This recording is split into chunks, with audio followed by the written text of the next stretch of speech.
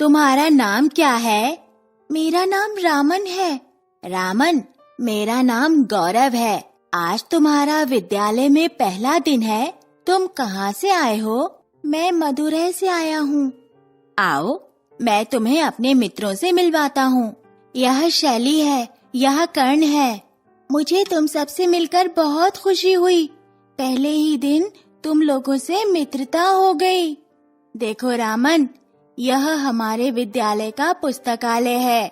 दाईं ओर प्रयोगशाला है, पीछे की ओर खेल का मैदान है। चलो चलो, अब कक्षा में चलें।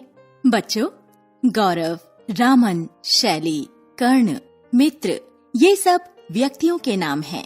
मदुरै विद्यालय, पुस्तकालय, प्रयोगशाला, मैदान और कक्षा स्थानों के नाम हैं। खुशी और मित्रता मन के भावों के नाम हैं। नामों से हमें व्यक्ति, वस्तु, स्थान, भाव आदि की पहचान होती है। किसी व्यक्ति, वस्तु, स्थान या भाव के नाम को व्याकरण में संज्ञा कहते हैं। संज्ञा के भेद। हिंदी में संज्ञा के 3 भेद हैं: व्यक्तिवाचक संज्ञा, जातिवाचक संज्ञा, भाववाचक संज्ञा। व्यक्तिवाचक संज्ञा। आर्यन, माँ ने बताया कि रायपुर से नाना नानी आ रहे हैं। उनके साथ प्रेरणा दीदी भी आ रही हैं। हम उनके साथ दिल्ली घूमने जाएंगे। मुझे लाल किला, कुतुब मीनार और लोटस टेम्पल देखने जाना है। मैं वहाँ से जंगल बुक पुस्तक भी लाऊंगा। चारू, आर्यन और प्रेरणा विशेष व्यक्तियों के नाम हैं। रायपुर, दिल्ली विशेष स्थानों के नाम हैं। लाल किला, कुतुब मीनार, लोटस टेम्पल विशेष इमारतों के नाम हैं। जंगल बुक विशेष पुस्तक का नाम है। विशेष व्यक्ति, वस्तु, स्थान आदि का नाम बताने वाले शब्द व्यक्तिवाचक संज्ञा कहलाते हैं। बच्चों, व्यक्तिवाचक संज्ञा के बाद हम जातिवाचक संज्ञा के बारे में जानते हैं। जातिवाचक संज्ञा जिस संज्ञा शब्द से किसी व्यक्ति विशेष का नहीं बल्कि उसकी पूरी जाति का बोध हो, उसे जातिवाचक संज्ञा कहते हैं। लड़के खेल रहे हैं। फुटबॉल जोर से उछली। यहाँ लड़का और फुटबॉल से किसी एक की पहचान नहीं हो रही है, बल्कि पूरी जाति का बोध हो रहा है। भाववाचक संज्ञा ऐसे संज्ञा शब्द जिनसे कोई भाव, स्वाद या एहसास प्रकट हो, भाववाचक संज्ञा कहलाते हैं। जैसे संतरे में बहुत खटास है, पक्षी को प्यास लगी है, शिवाजी अपनी चतुराई से बच गए। यहाँ खटास, प्यास और चतुराई भाववाचक संज्ञा है। बचपन, बुढ़ापा, जवानी, थकान, चुभन, खुशी इत्यादि शब्द भी भाववाचक संज्ञा हैं। हिंदी व्याकरण में संज्ञा के 3 ही भेद हैं, परंतु अंग्रेजी व्याकरण के प्रभाव से संज्ञा के 2 रूप और माने जाते हैं: द्रव्यवाचक संज्ञा, समूहवाचक संज्ञा। ये दोनों संज्ञा रूप जातिवाचक संज्ञा में ही शामिल किए जाते हैं।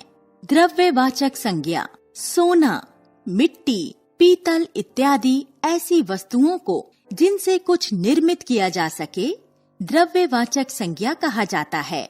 मैंने सोने की अंगूठी खरीदी। 2 लीटर दूध लाओ। लोहे का दरवाजा मजबूत है। चांदी, सोना, दूध, लोहा, मिट्टी, तेल, घी इत्यादि द्रव्यवाचक संज्ञाएं हैं।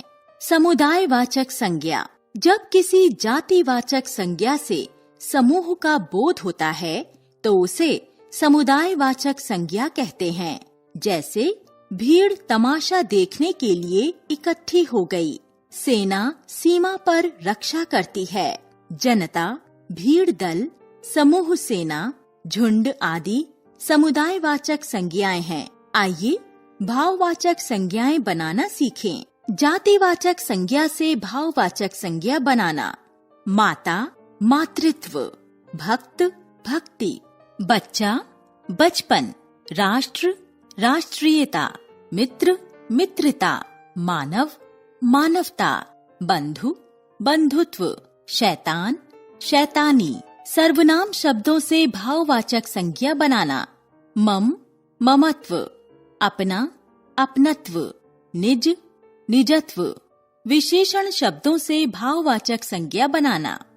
सच्चा, सच्चाई। कंजूस, कंजूसी। सरल, सरलता। हिंसक, हिंसा। प्रशंसनीय, प्रशंसा। दीन, दीनता। गहरा, गहराई। चतुर, चतुराई। क्रिया शब्दों से भाववाचक संज्ञा बनाना। चढ़ना, चढ़ाई। घिसना, घिसावट। थकना, थकान। दिखना, दिखावा। दौड़ना, दौड़। उठना, उठान। हंसना, हंसी। सजना, सजावट। संज्ञा शब्द लिंग, वचन और कारक से प्रभावित होते हैं और उनका रूप बदल जाता है। इन्हें संज्ञा के विकारक तत्व कहते हैं। आइए लिंग, वचन और कारक के बारे में जानें। लिंग। व्याकरण में संज्ञा शब्द के जिस रूप से उसके स्त्री या पुरुष जाति के होने का पता चले उसे लिंग कहते हैं। लिंग के भेद। हिंदी भाषा में लिंग के दो भेद होते हैं, पुल्लिंग और स्त्रीलिंग।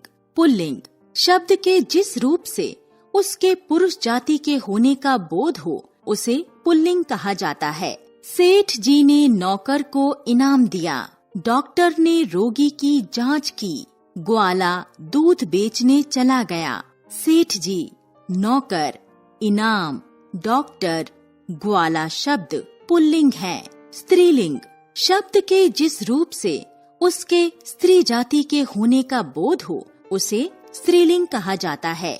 बकरी हरी घास खा रही है। चूहिया बिल में घुस गई। बालिका नृत्य करेगी। इनमें बकरी, घास, चूहिया और बालिका शब्द स्त्रीलिंग हैं। लिंग की पहचान। निर्जीव वस्तुओं के लिंग की पहचान के लिए उनके साथ प्रयुक्त क्रिया या विशेषण पर ध्यान देना चाहिए। प्राणीवाचक संज्ञा शब्दों से स्त्री पुरुष अथवा नर मादा दोनों का पता चलता है, परंतु कुछ शब्द सदैव पुल्लिंग या स्त्रीलिंग होते हैं। जैसे नित्य पुल्लिंग शब्द देशों के नाम भारत, चीन, नेपाल, अमेरिका। पर्वतों के नाम हिमालय, सतपुड़ा, अरावली। सागरों, महासागरों के नाम अरब सागर, हिंद महासागर। दिनों के नाम सोमवार, मंगलवार। धातुओं के नाम सोना, पीतल, तांबा। चांदी स्त्रीलिंग है।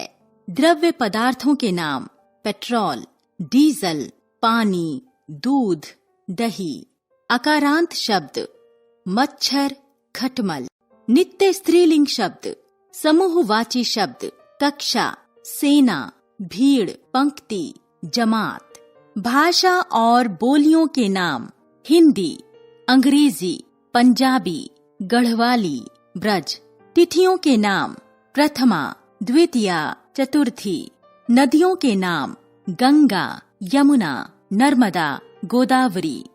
ऋतुओं के नाम वर्षा, ग्रीष्म, शिशिर। इकारांत एवं ईकारांत शब्द शक्ति, भक्ति, टाई, टोपी, साड़ी। पदवाची संज्ञा शब्दों में लिंग परिवर्तन नहीं होता। ये स्त्री पुरुष दोनों के लिए समान रूप से प्रयोग किए जाते हैं, जैसे राष्ट्रपति, डॉक्टर, मंत्री, तैराक, खिलाड़ी आदि। बच्चों, अब हम सीखेंगे कि कैसे पुल्लिंग शब्दों को स्त्रीलिंग शब्दों में बदला जाता है। आ प्रत्यय जोड़कर। महोदय, महोदया। छात्र, छात्रा। आचार्य, आचार्या। अध्यक्ष, अध्यक्षा। प्रिय, प्रिया। शिष्य, शिष्या। अ और आ को ई में बदलकर दास, दासी। बकरा, बकरी। कटोरा, कटोरी। मामा, मामी। पुत्र, पुत्री। नाना, नानी। अ और आ को इया में बदलकर डिब्बा, डिबिया। बंदर, बंदरिया। लोटा, लुटिया। चूहा, चूहिया। आन को अति में बदलकर श्रीमान, श्रीमती, गुणवान, गुणवती, बुद्धिमान, बुद्धिमती, बलवान, बलवती।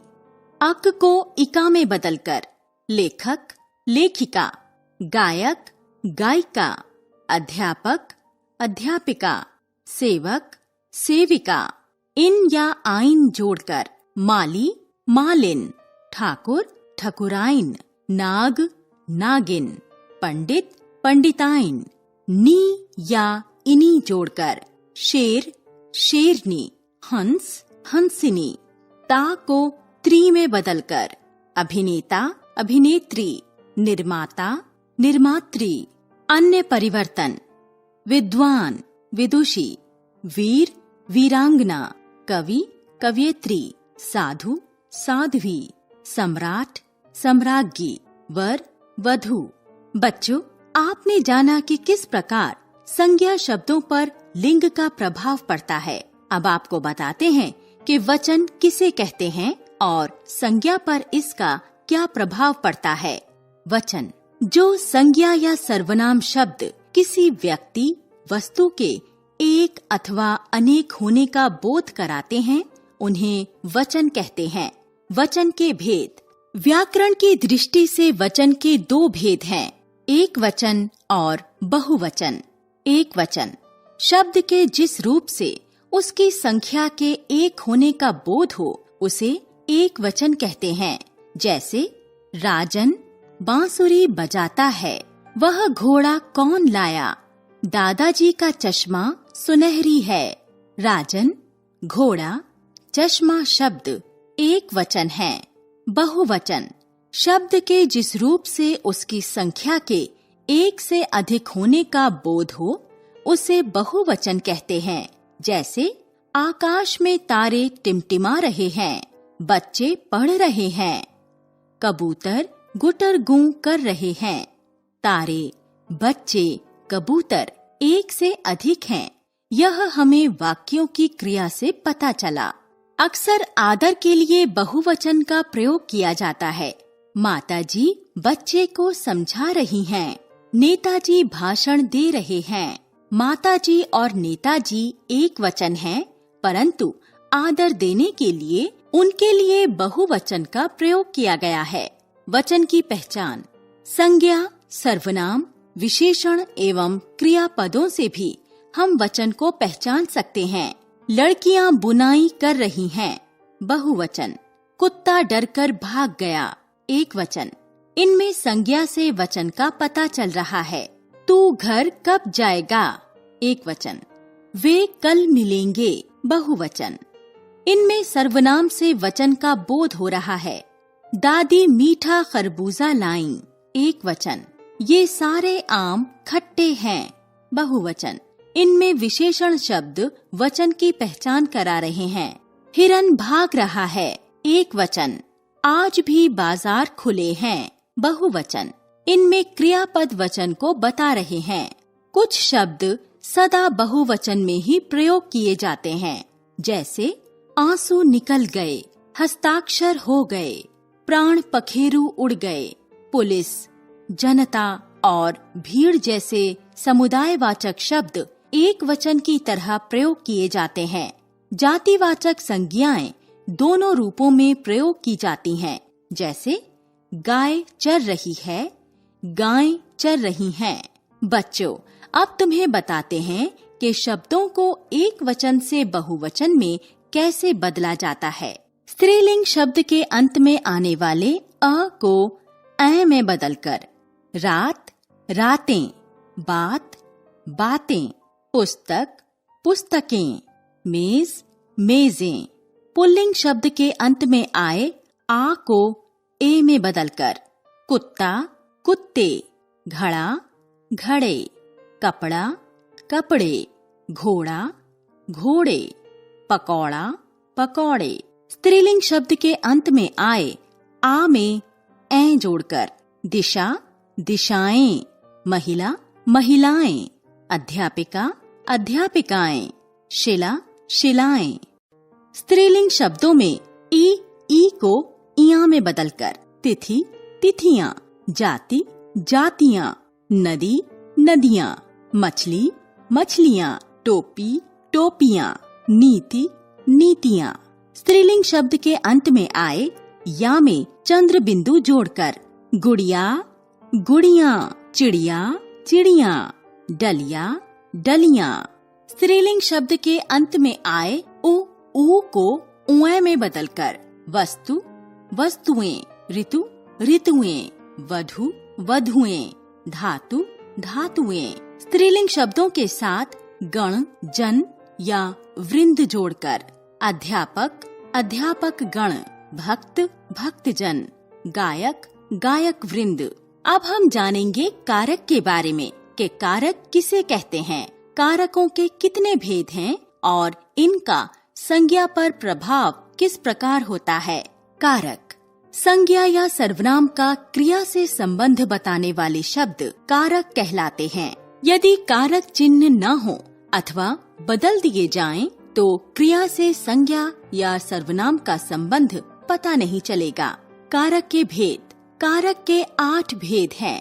नीचे की तालिका में इन कारक भेदों के परसर्ग दिए जा रहे हैं।